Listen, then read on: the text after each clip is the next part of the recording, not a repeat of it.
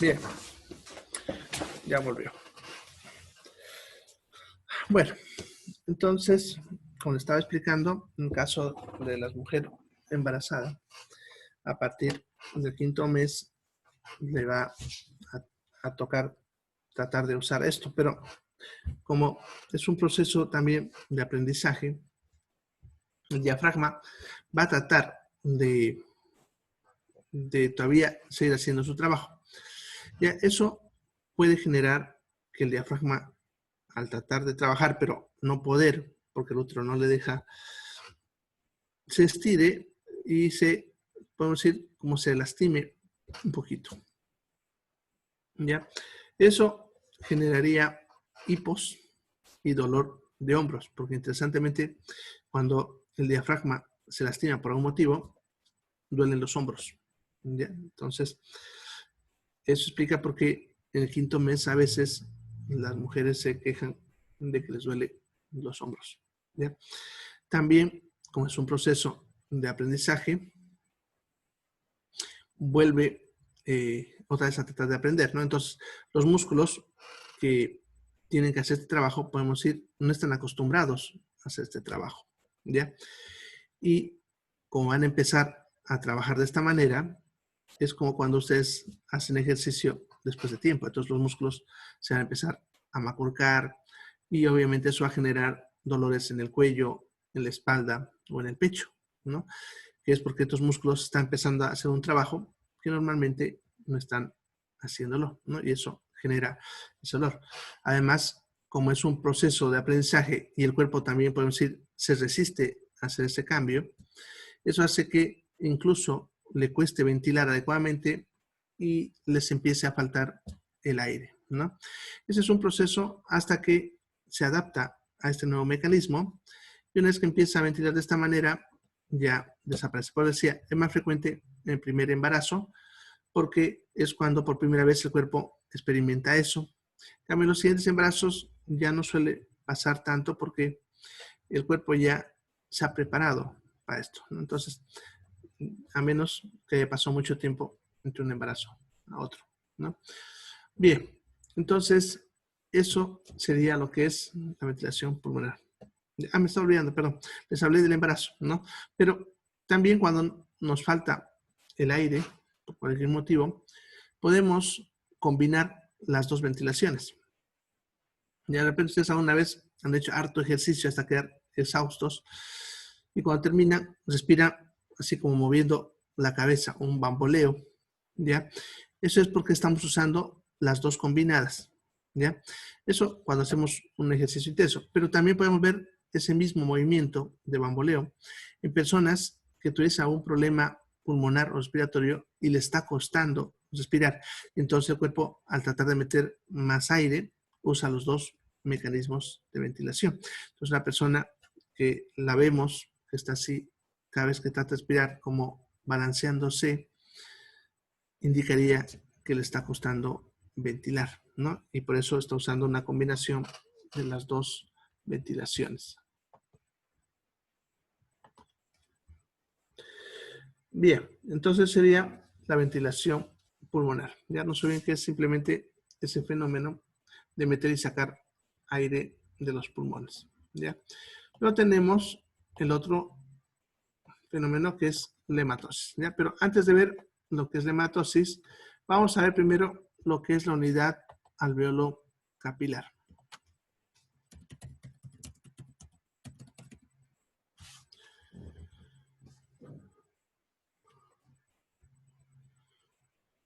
Bien, la unidad alveolo capilar, entonces, podemos decir que es la unidad fisiológica del pulmón, ¿ya? Está formado por una estructura que le llamamos alveolo, rodeado de vasos sanguíneos, que serían los capilares sanguíneos, ¿ya? Entonces, en el pulmón tenemos múltiples alveolos. A ver, vamos a ver acá una imagen, ¿ya? Bien, en esta imagen vemos estas bolitas que ustedes ven. Cada uno de estos sería un alveolo, ¿ya? Una de estas estructuras. Es donde llega el aire cuando hacemos la ventilación, ¿ya? Llega a través de un bronquio y de ese bronquio llega a los sacos alveolares donde están los alveolos, ¿ya? Ahora, cada alveolo está rodeado de vasos sanguíneos, que es lo que nos muestran en esta imagen de acá. Estos son los vasos sanguíneos que rodean a cada alveolo, ¿ya? Ahora, vamos a ver solamente un alveolo.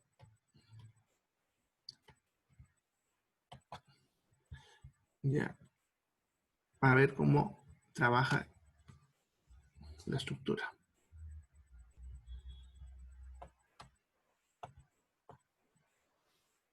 Bien, entonces ahí tenemos una unidad alveolo capilar, ¿ya? Entonces, esta estructura está formada por las siguientes capas, ¿ya?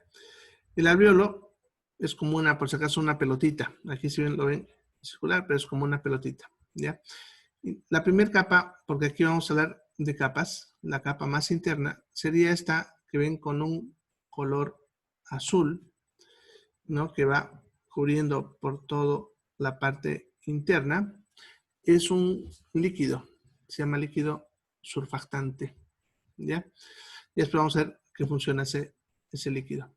La siguiente capa es una capa de células, que sería este de acá, que sería lo que es el epitelio alveolar, ya que estaría formado por unas células llamadas neumocitos. Ya hay neumocito tipo 1 y tipo 2. La mayoría, que son los que están viendo ahí, se llaman neumocitos tipo 1. Hay otros que son un poquito más, si ustedes quieren, levantaditos así, como unas bolitas, así, ahí, que no lo vemos en la imagen, pero que sean los neumocitos tipo 2, que su función es producir este líquido que estábamos hablando hace ratito, ¿ya? La siguiente capa es el espacio intersticial o intersticio, que sería este espacio blanquito que ven acá, que es bien pequeñito y que, como ven, tratan de mostrarnos que en algunos lugares hay bastante delgado, ¿no? Alrededor, ¿ya? Ese espacio se encuentra la membrana basal, que es donde hay proteínas y, bueno, el líquido extracelular, ¿ya? Bien, la siguiente capa sería el del vaso sanguíneo, que sería esa capa. Bueno, que ahorita les va a aparecer porque como estaba procesando el video de la clase anterior, se me ha puesto un poquito lento.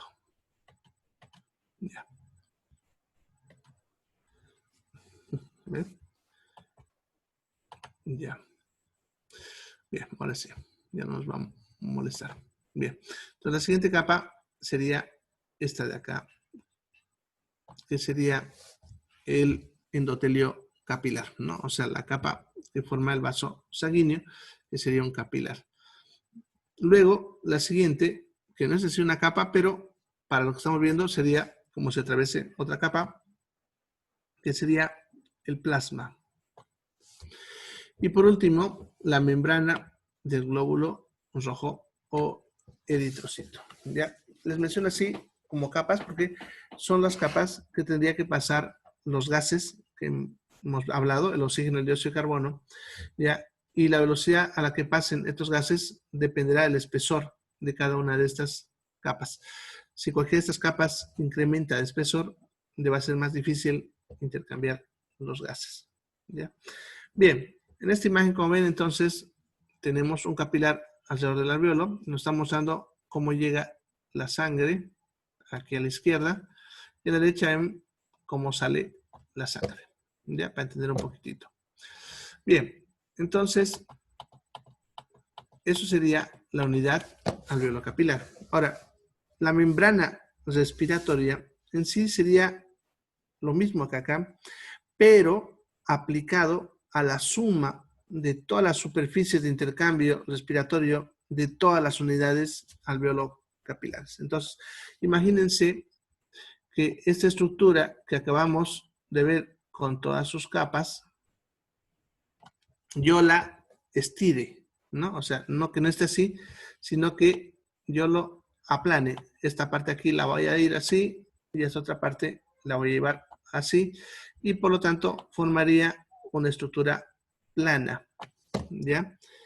Y esa la sumaría la del otro alveolo y la del otro alveolo y la del otro y así. De tal manera que cubriría una superficie. Ya, a eso le llamamos membrana respiratoria. Sería la superficie de intercambio gaseoso, que sería la suma del trabajo de todos los alveolos. En el caso de nuestro pulmón, esa superficie alcanza más o menos el tamaño de una cancha pequeña. O sea, es una tremenda superficie de intercambio. ¿Ya? Bien.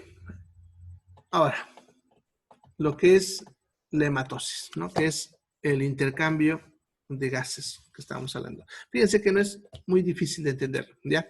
Ya sabemos que el aire va a ingresar a este espacio, que es el espacio alveolar. Ahí va a entrar el aire. El aire que viene del exterior viene con gran cantidad de dióxido de carbono. No, perdón, de oxígeno. Ya, entonces vamos a poner con negro, así. Gran cantidad de oxígeno. Y tiene poquito dióxido de carbono. Estamos hablando del aire que ha entrado. ¿Ya? Ahora, nuestros glóbulos rojos que están llegando por acá, estos glóbulos rojos en su interior van a tener a la inversa, van a tener poquito oxígeno y van a tener gran cantidad de dióxido de carbono. ¿Por qué tienen poco oxígeno? Porque, lo que decía hace rato, nuestras células han consumido oxígeno para combinarlo con glucosa y producir energía. ¿Ya? Y por lo tanto el oxígeno se ha ido gastando. ¿Ya? Y el dióxido de carbono porque en esa misma reacción que expliqué producen constantemente grandes cantidades de dióxido de carbono y eso entraría a los glóbulos rojos. Ahora, cuando estos glóbulos rojos están pasando por acá, lo que va a pasar es simplemente algo que ya hemos visto cuando hablamos de mecanismos de transporte. Difusión libre. Si se acuerdan, habíamos dicho que estos dos gases atravesan las membranas como si éstas no existiesen. ¿Ya? Entonces, el oxígeno que esté en mayor concentración aquí en el aire dentro del alveolo que dentro del glóbulo rojo, entonces el oxígeno se va a empezar a entrar. Y el dióxido de carbono, como es a la inversa, está en mayor cantidad entre el glóbulo rojo y en poca cantidad en el aire del espacio alveolar, entonces el dióxido de carbono se comienza a salir, ¿ya? Por difusión. ¿Se acuerdan? La difusión decía el movimiento de los solutos, todo lo que vimos, ¿ya? Hasta, dice, y al final la frase, procurando alcanzar el equilibrio, ¿no? Y eso, en realidad, podemos decir que pasa acá. De tal manera que conforme estos glóbulos rojos van avanzando dentro del capilar, van aumentando su cantidad de oxígeno y van reduciendo su cantidad de dióxido de carbono. De tal manera que cuando ya están por irse, se llegan a igualar. El oxígeno va a reducir acá, pero va a aumentar obviamente dentro del glóbulo rojo, pero se igualan. Lo mismo el dióxido de carbono, ya va a aumentar acá y va a reducir acá. Entonces se van a igualar de tal manera que ese glóbulo rojo está yéndose con más oxígeno y menos dióxido de carbono. Luego de pasar por un alveolo, no pasa lo que dice aquí, que directamente se va a la vena. No, de aquí va a pasar a otro alveolo, otro igualito que este.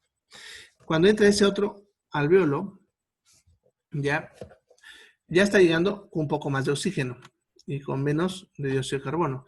Pero, como en el aire hay más oxígeno, al ir a ese otro alveolo, va a subir un poco más su oxígeno y va a reducir el dióxido de carbono, ¿no? Y así sucesivamente. O sea, por cada alveolo que va pasando, se va a ir igualando el oxígeno con el exterior y el dióxido de carbono con el exterior. De tal manera que cuando un glóbulo rojo termine de pasar por el pulmón, su oxígeno se ha igualado con el oxígeno que hay en el exterior y con el dióxido de carbono que hay en el exterior. ¿Ya? Eso significa que aumentó su oxígeno, disminuyó dióxido de carbono.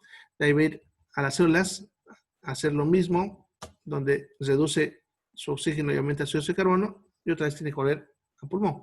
Entonces, lo que hace básicamente el glóbulo rojo es permitir que el oxígeno y el dióxido de carbono de nuestras células se igualen o traten de igualarse, obviamente, con lo que es el exterior. ¿Ya? Bien. Entonces, eso es lo que es la hematosis. La hematosis simplemente es difusión libre. ¿Ya? Como están viendo. Bien. No hay nada más claro en la hematosis. Es eso, así de sencillo. Difusión libre. Bien.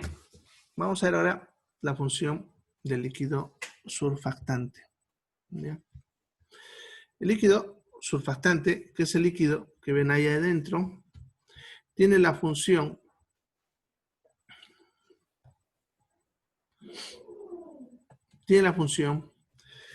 de evitar la tensión superficial del agua. Bien, para entender eso, tienen que entender primero qué es tensión superficial del agua. ¿Ya? Bien, la tensión superficial del agua, podemos decir que es un fenómeno en el cual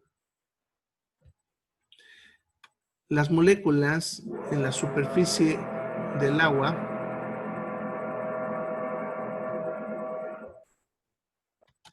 se van a comportar como un sólido, ¿ya? En una interfaz. Ya, ahorita lo va a hacer un dibujito para explicarles y les voy a mostrar cómo es eso, ¿ya? Entonces, vamos a suponer que tengo un vaso, o puede ser cualquier cosa, ¿no? Una jarra, una olla, lo que ustedes quieran, ¿ya? Y ahí le vamos a poner agua, ¿ya? Han debido ver que los bordecitos de un vaso de vidrio, el agua se levanta un poquito, ¿ya? Tiene que ver con esto. Vamos a ver, se levanta un poquitito, ¿ya?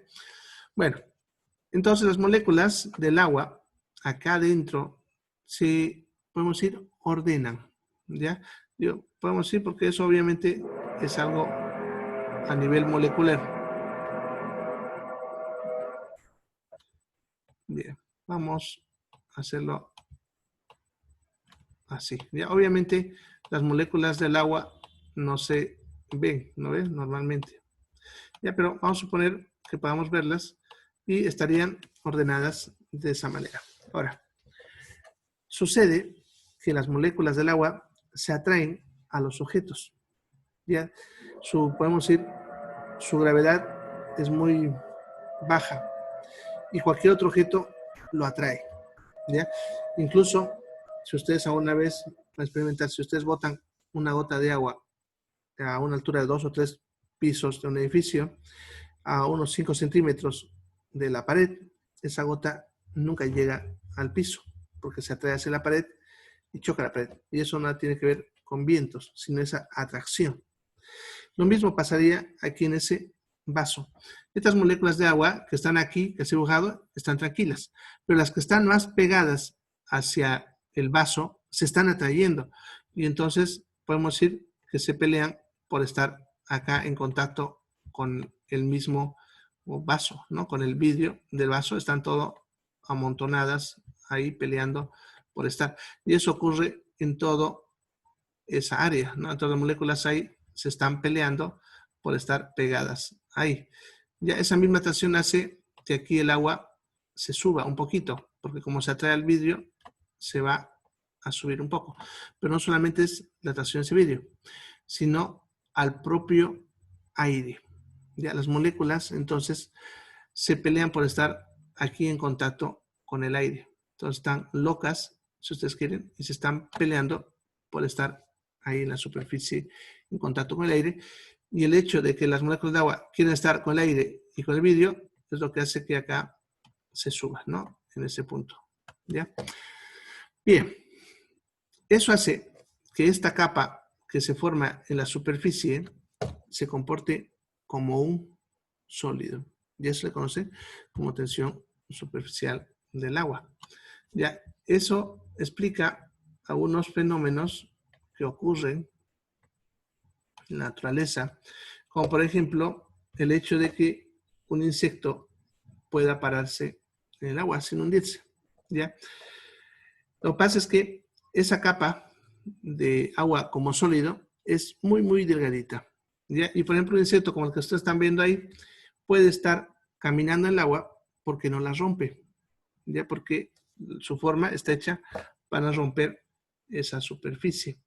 Mientras no se rompa, no se hunde, ¿ya? Y más o menos ese mismo fenómeno es el que usa un barco para no hundirse. Mientras no se rompa esta capa, no nos hundimos. Ahora, no sé, alguna vez han ido a una piscina y se han tirado un panzazo, como decimos, ¿no? O sea, han saltado, ¿ya? Y han caído de panza. Si les ha pasado eso alguna vez, ¿ya? Les ha doler, ¿no ve? ¿Ya? Entonces, ¿por qué nos duele? Porque se tiraron contra un sólido. Ya, al contrario de lo que uno ve en las películas, ustedes han experimentado, si ustedes se lanzasen de cierta altura contra el agua, no saldrían ilesos como creemos. Ya, nos lastimaríamos bastante, incluso hasta podemos morir. Ya, una persona que caiga de un edificio o de buena altura y caiga en el agua, ya se puede quebrar varios huesos, el cuello, lastimarse el cerebro, ya, porque te estás estrellando contra un sólido, ya. Cuando pasa eso, como cuando se han tirado un pasazo, como le decía, en la piscina, se les ha dolido la barriga y hasta vio quedar todo rojo, es porque es como si se hayan tirado contra el suelo, ya. Quedamos incluso flotando milésimas de segundo en el agua y alguna parte de nuestro cuerpo rompe esa capa y entonces nos hundimos. Por eso, ver que los clavadistas profesionales, los que saben lanzarse de altura contra el agua, ya ponen su mano así, ¿no? Junta. ¿Ya? ¿Para qué? Para que cuando eso toque el agua, rompa esta capa y entonces el cuerpo no se choque contra el sólido.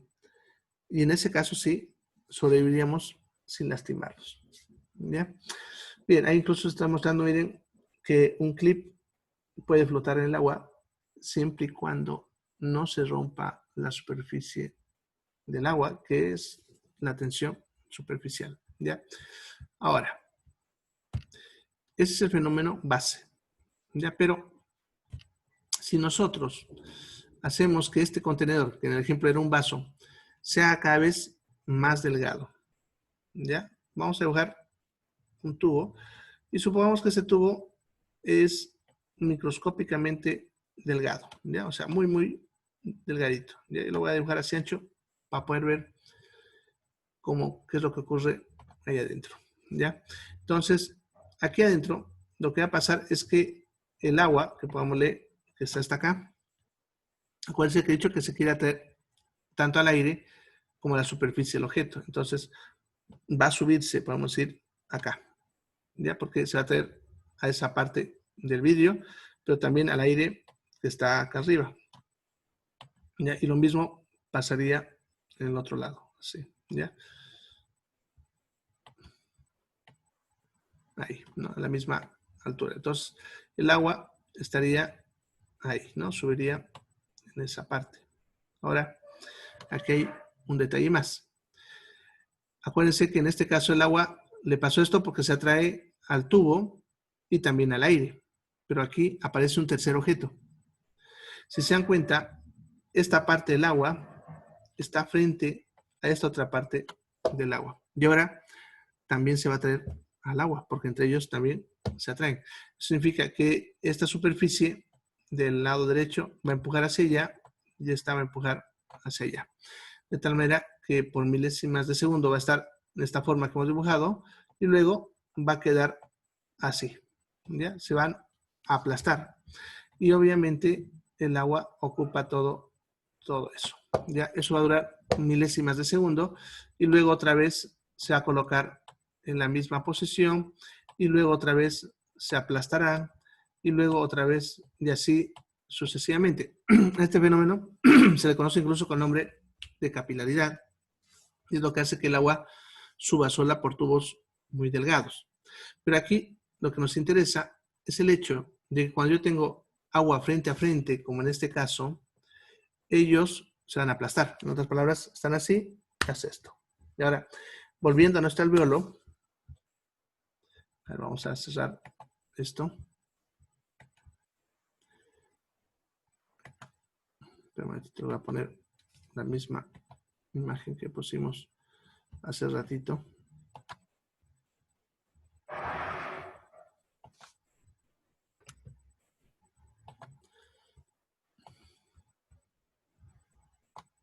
Bien.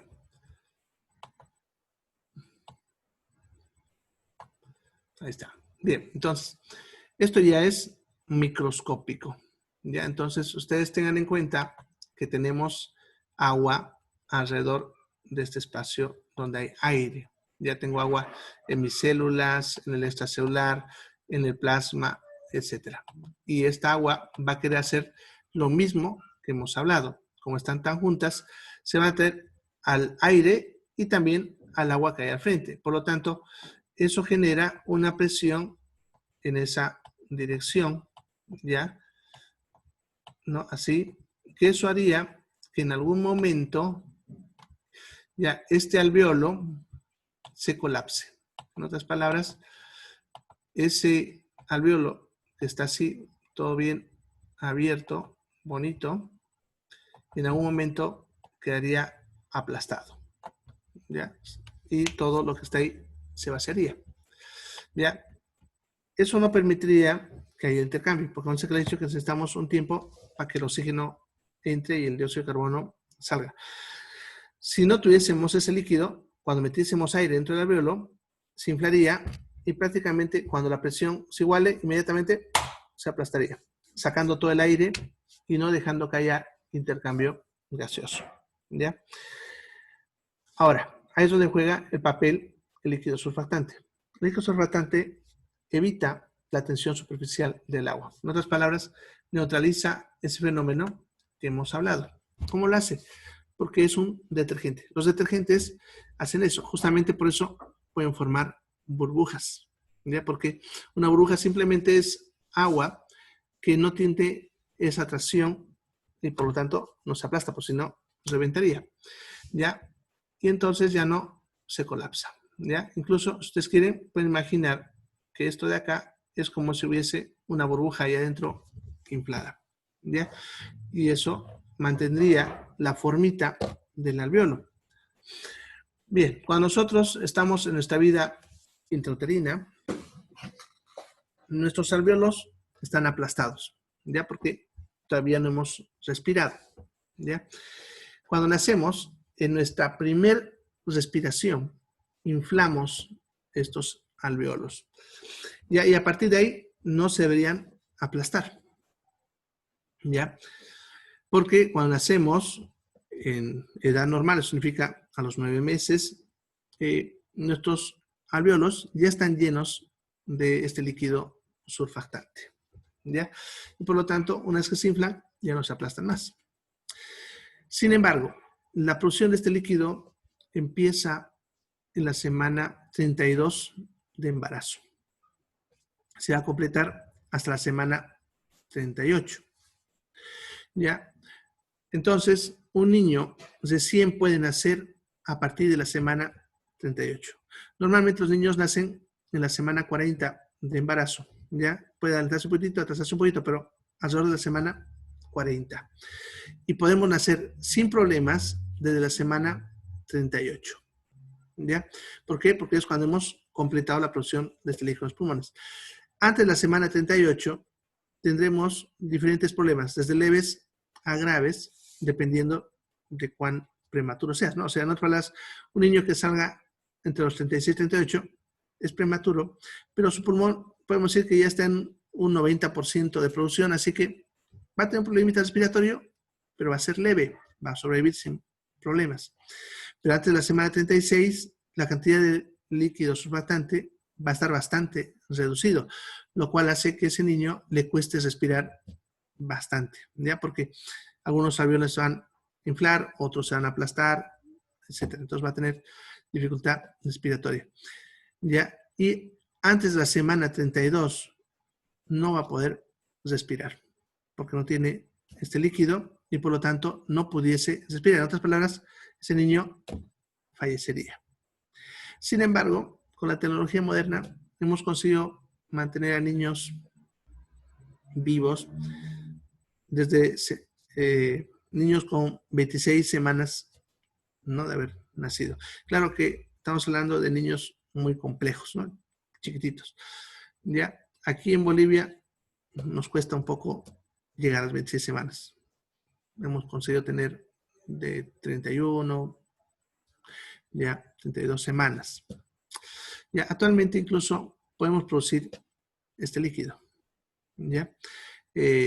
Cuando un niño nace muy prematuro, sin aviso, lo intubamos, ¿no?, lo ponemos al aspirador y por ahí le metemos el líquido surfactante para que pueda mantener la aspiración. Y también en niños en los cuales sabemos que van a ser prematuros, por ejemplo, los gemelos, siempre nacen prematuros, siempre. Los embarazos múltiples siempre son prematuros. Entonces, como sabemos, en algunos casos que se va a adelantar, hacemos un procedimiento que se llama maduración pulmonar, que consiste en colocarle una ampolla de betametasona, que es un corticoide, ¿ya?, el cual estimula y acelera la maduración pulmonar. En otras palabras, la producción de este líquido, de tal manera que ese niño, si se adelanta, van a ser mejores condiciones, ¿ya? Bien, entonces, eso sería lo que hace el líquido surfactante. Y hasta ahí sería lo que es la función del aparato respiratorio, ¿ya? Bueno, entonces,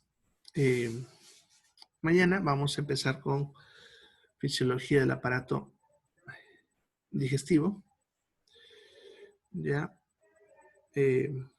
Otra vez renal, ¿ya? Vamos a ver cuál, ¿ya? Bueno, ¿alguna pregunta antes de terminar? Todavía tenemos 4 minutitos. Bueno, 3:30. ¿Ya? ¿Alguna pregunta que tengan sobre lo que hemos visto? ¿Preguntas?